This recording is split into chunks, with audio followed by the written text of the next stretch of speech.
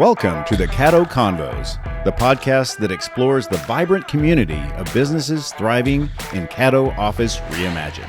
We're here to shine a light on the incredible entrepreneurs and professionals who make the most of our private offices, co-working spaces, and day office rentals in the Dallas-Fort Worth suburbs.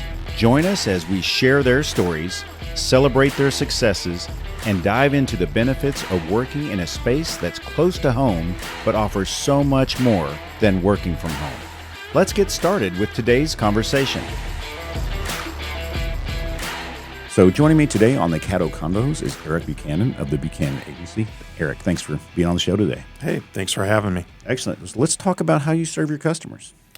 Well, as a broker for property and casualty insurance and life insurance, I have access to probably at any time 40 to 50 carriers throughout the state of Texas. So if you're someone living here in the state, whether it's here in Prosper next to the Caddo office or Frisco, McKinney, or anywhere, I have clients all over the state. I can take your home, auto, umbrella, boats, motorcycles, toys, whatever you have that's property and casualty, and I can shop it through the Goosehead network of carriers. Carriers, many of them you've heard of, like Progressive, Nationwide, Allstate, Travelers, to name a few, and then a number of carriers that are A-rated carriers, but maybe don't have a lizard on TV talking to you, so you don't know. Or a llama, lizard, emu, you name it. Exactly. You don't know who they are, but I can still show you that is a viable option. They just don't advertise. So, Gotcha. Well, how did you get started in insurance? I mean, I imagine, you're a teenager, it's like, I'm going to be in – some people do. Some people – so how did you get where you are? Yeah, it wasn't when I was born. I dreamed of being an insurance agent. So, no, it wasn't like that. So I actually – you had mentioned before we started you do training.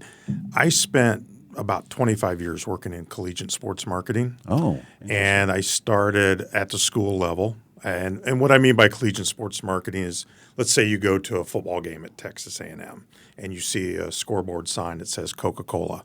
I was the guy that would sell that sign to Coca-Cola. That Right. was kind of in a simple term, what I did. Started working for schools, went to grad school to get a degree in sport management. I mean, it was fun. Your day job was games. Oh, yeah. In like 1998, I actually went to work for ESPN for 2 years, working with schools on their rights. In other words, the signage at the game, things of that nature. And then I was with a company for 20 years called Learfield and worked at schools like Memphis, Iowa, Texas A&M, Indiana, Purdue, did a number of roles. My last 4 years at Learfield, I was head of training for the company. Oh, interesting. Yeah. So clearly interesting to me. And so we had about 200 schools that we would manage these marketing rights for, that we would go sell the ads on behalf of and raise money for the school. And so every year, and you know this as a trainer, actually every quarter, I'd get a crop of like 30 new hires.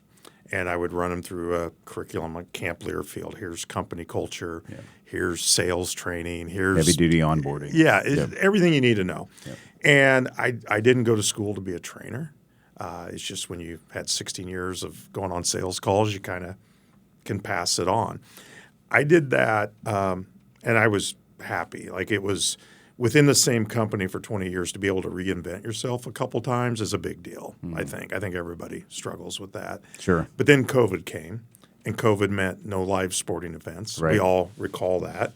So basically it was like, hey, thanks, but no thanks, And so like a lot of people that summer of 2020, a lot of people lost jobs or had change, right? Yeah. Let's just call it change. And so I was like, okay, what do I want to do? I was age 49, and in this career, I'd moved around. I bought homes. I had worked with my financial planners. I thought about financial planning, but I thought it was just too much of a ramp time to get where I'd want to get to. I get it. Because while you're always trying to figure out what you want to do and what your why is, you have to be pragmatic as well. But then insurance was something where I'm like, I can help people.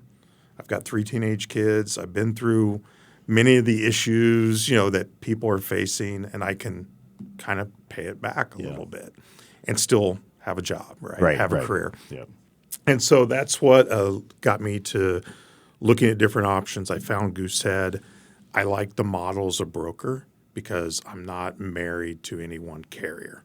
Right. If you work with State Farm, and there's nothing wrong with them, I'm not despair, but that agent is a State Farm agent. That's Right. all he or Very she specific does. to their products. And if they can't help you with that product, it's kind of the end of the rope.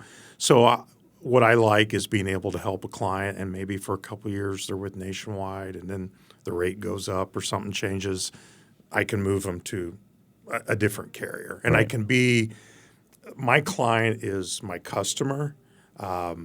I don't work for the carriers. Does that make sense? Yes, it does. Yeah. And I don't even really work for Goosehead. I mean, Goosehead's just kind of a aggregator of all this, just having my own agency and being able to take care of clients and help them, navigate some interesting stuff right now. I wanted to touch on that. So regulations are constantly changing. You as what you do have to constantly pay attention to, and I imagine you get phone calls from people like me who I've seen my insurance go up. What can I do? What are you seeing that's going on out there that you specifically help your customers with? Yeah, what we've been in probably for at least a year, maybe 18 months, and I think we're in the worst of it, and I do think it will get better, is what we would call a hard market. And you may say, well, what makes it hard? Well, one is just the price increases, right? I think everybody – you can be talking to a neighbor on your street and they open up an envelope and their premiums went up, double, candidly. Yeah. I've seen people with home policies that were $2,000, $3,000, $4,000, and they were okay with that level based on the size of the home, and now they're $4,000, $6,000, or $8,000. Right. So I think just the massive price increases, and we've spent a lot of time as a country talking about inflation lately. Sure. And eggs, gas, but that insurance premium is a big deal. You bet it is. And it's happening on the auto side as well. So the price increase makes it hard. The other part that kind of gets to your regulation point is underwriting. And I think most customers tend to just look at price. They ask their agent, do I have enough coverage? Different customers have different levels of savviness on this. But it is harder to get properties insured. I've seen in the last 2 years things like, you got a tree really close to your house with a branch that overhangs. 5 years ago, the insurance company might not even have come out and inspected the property, even though they always have the right to do it. Now they are looking for every little thing. Even if they've just written a policy, if they see a risk they don't like, they can say, hey, we don't want to do this anymore. Wow. And so that's one level of underwriting. The other is I think people think about bundling to save money, of course, if you can. But sometimes some carriers are like, we will not sell you a home policy unless you give us the auto. Well, I don't like your auto rate. Well, we don't care. So there's just multiple underwriting things that are making it hard to get covered. And right now you have a number of carriers that are taking a pause in Texas. Progressive right now is not writing home policies in Texas. Nationwide is taking a pause. There's other carriers. I won't go through the list. And why is that? A couple things. They probably feel like they have too much risk that has been costing them a lot with, if you live in kind of the North Texas area, wind and hail. Right. Getting your roof replaced. You're seeing wind and hail deductibles go up from the standard 1% that we all kind of grew up with to 2, 3, 4%. That's a lot of money. And I heard a stat, and I don't know if it's true, but even if it's half true, but in Frisco alone last year, there was $1 billion worth of roof claims. I believe it with the storms we've had. Yeah. Well, and so even if you go, well, hey, maybe that's a little exaggerated, I'll cut that in half. It's still a massive number. Yeah. And so these carriers are not, if their loss ratios are greater than the premiums they're collecting, they have to adjust something. Yep. And what you're finding is a lot of these carriers also made money by their investments with the profits from the past. Well, with all the economic and international turmoil, those investments probably aren't yielding what they used to. Yeah. So they really have to make the premium part of the business make sense. Yep.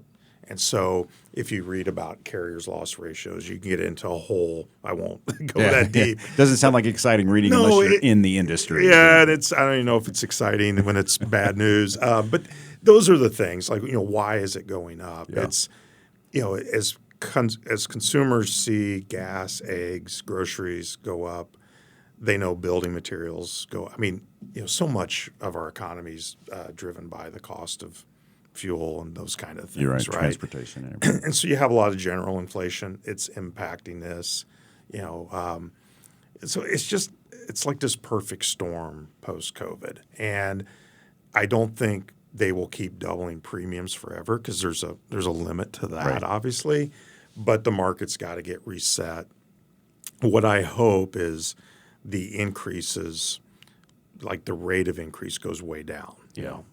People expect a 5% increase or something nominal.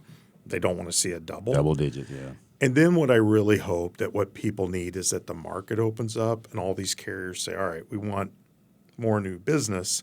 So at least they will offer some rates that may not go back to what they were 5 years ago, but can you switch carriers and save $500? Can you feel like you're fighting the fight again? Yeah. And right now, people have a hard time. I get a lot of calls where people are stuck in their home policy and they can't get a better one and they can't get a better rate. Yeah, that's So it's tough. It's challenging. Yeah. Speaking of home, Caddo's close to home for you. Yes. And tell me why you chose Caddo specifically for your business. No, it's a good question. A couple things. One, just professional looking space. I mean, just looks sharp. It reminds me of my old corporate office I was in. Literally had the sliding glass doors, and it's just very presentable. I mean, if I could put it in a word. Yeah. The service, what Sandy does here at the Prosper location is great. I think I've been here 4 years, and I'm like, hey, my carpet's a little dingy, and they came in and steam clean. Like, they're just little things, right? Little things. The concierge service downstairs. And I feel like, too, it's also affordable for what I'm doing. Like, if I went and got retail space at a strip mall, I mean, what I would be paying would be outrageous. And I think there's a lot of businesses, insurance agents or other businesses that struggle to get their sea legs because they're paying so many expenses up front. So to sit here at a reasonable monthly rent rate, which is all inclusive of all the utilities and Wi-Fi and everything else, like I'm not getting nickel and dimed on bills. Presentable, good location. I live in Frisco. My office is here in Prosper. It allows me to kind of work out through all of North Texas. So, and I haven't taken. I guess you can go use the other locations. There are 9 locations as of this recording. I haven't had that need yet, but that's always nice to know. Yeah. So no, it's been, like I said, it was 4 years here. I started my business October 2020, so I'm just going through the 4th year anniversary. I can't imagine going anywhere else right now. That's excellent. Well, let's talk about going anywhere else. What's the future that you can see in your business? That's a good question. I think a lot of it is just finding partners to help. Like it's the end consumer. Yeah. Like you may say, hey, can you run me a quote? And I take care of your insurance, and that's great. It's also finding other partners who, maybe you're a realtor, a lender. I've got some clients that are in like landlord business that able to help them with some solutions and scale some things. The great thing, is kind of where Goosehead meets Caddo is I'm able to do all this at a really high level with just one person, one office. Yeah. So there will be a day where do I want to expand my staff and, scale out that way? And, I'll kind of handle that as it comes.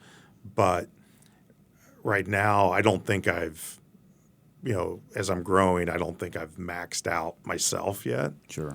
Because you got to remember, I think I had an affinity for this business and able to help folks with, your past things you did in life being transferable.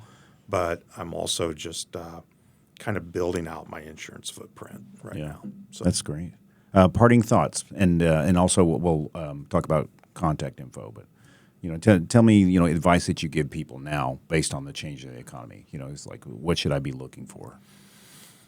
Yeah, I think one thing is everything feels hard. The hard market is as people add teenage drivers or whatever, and they see these we look at adjusting deductibles and self-insuring different parts of your insurance that you can handle. I look at it kind of like one example I always use is think about healthcare. Like, do you have children or? You bet. Yeah. Okay. All of late teens, early 20s. Okay. Yeah. Well, you remember when they were 0, 1, 2, and 3. Yeah. A lot of shots, a lot of doctor visits. Oh, my goodness. Yeah. So back then, you probably wanted a health insurance policy that didn't bleed you to death on co-pays and office visits because you were going a lot. Yeah. As your kids get to be teenagers, assuming they're healthy and they've had all their shots and all that stuff, now you're more focused on catastrophic things. Like you can afford a higher office visit copay. Because they're going so rarely. Yeah. So actually, I need them to go more. Go get your teeth cleaned, kid. Yeah. I hear you. So as I sit with clients, I kind of use that example because everybody, especially moms and dads, they really understand that example. I'm like, okay, let's take that sliding rule and apply it to car insurance. Home is a little different. Home's more static, but auto insurance, your 3 kids are now drivers. You bought them each cars. You went from paying $4,000 a year to $12,000 a year. What if we raise your deductible? You're used to these super low deductibles. Yep. Let's raise them to $1,000 from $500. Yep. And if I just gave you back $1,000 premium, now your next accident's not really free, but you know what I mean. But then part of where maybe I would have been a financial is, hey, I'm not just giving you premium back, but I need to encourage you to go put that money in a safe place. Yeah. And that's called self-insuring. Yep. Save some money. Because if you pay more for a lower deductible and you don't have an accident, the insurance company is not going to give it back to you. You're right. It's gone. So I think that's like a coping strategy, right? And trying to compare that to you went on this journey already with your kids through healthcare and you played with those deductibles and those benefits, and you got to do the same thing now. Right. The mindset's already there. It's just a different type. Yeah, and people get it. When you really, like, you'll just see the light bulb go off. It's like you don't need that super low deductible all the time. Mm-hmm. I would say, if you have a kid that's on their own, like in an apartment, and they got the $30,000 a year first job out of college, whatever, and eating macaroni and cheese, and we've all been there, they need a low deductible because they can't afford to get their car fixed. Right. So that's a separate scenario. So I think that's what I would just tell, like, if you ask, like, why would somebody want to call? That's what I'm trying to give people is that life. I've been through this. Right. I've earned wisdom. I feel your pain, all that stuff. But let's step back and think about this, not just about premium. And I know premiums are high, but let's be strategic in what we're doing. That's terrific. What's the best way to reach you? Oh, I would you can email me because usually if you want me to shop a quote, send me your current declaration pages, eric.buchanan@goosehead.com. You can call my office, 972-457-1140. And if you just Google Eric Buchanan, Goosehead Insurance, Prosper, Texas, you'll find me. Great. And just happy to help. Thank you for joining us today on the Caddo Convos podcast. A huge shout out to our incredible network of members for making our community vibrant and supportive. If you're looking to boost your productivity and reduce the isolation of working from home, consider joining us at Caddo Office Reimagined. Our spaces are designed to meet your evolving needs, support remote work, and foster a sense of community that's hard to find at home. Whether you're a startup aiming for growth, a freelancer seeking a professional setting, or a company looking to optimize resources, Caddo offers a perfect blend of flexibility and innovation. By joining us, you'll be a part of a dynamic business ecosystem that helps you thrive. For more information, visit caddooffices.com. Thanks for listening, and we'll see you next time on Caddo Convos.